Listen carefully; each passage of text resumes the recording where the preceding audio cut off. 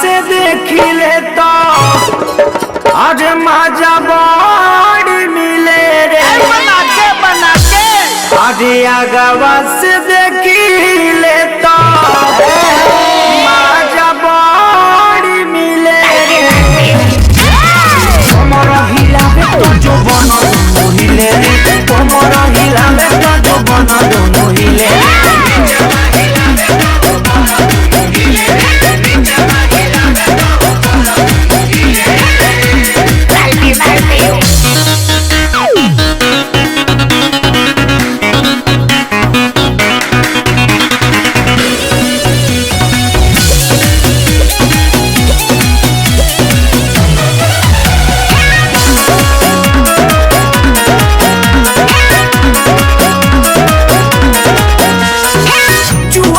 चोली से पसेना दिया बंगाल के बाचल छेना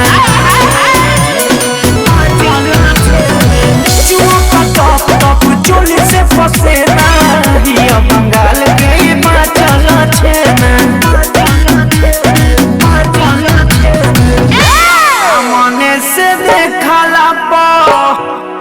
अरे मजा बड़ी मिले रे अरे आगवा से देखला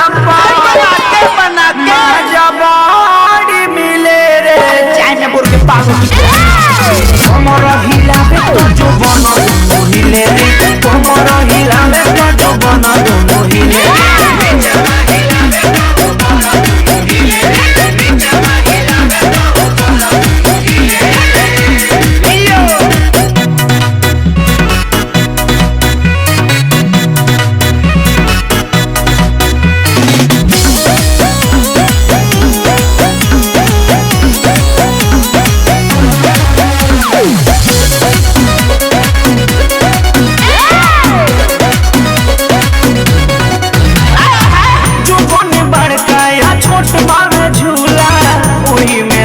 दिया डोरी खुला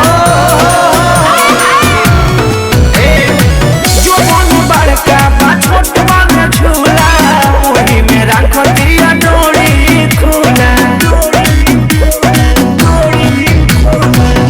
अरे डांडला चकावे तो सारा जी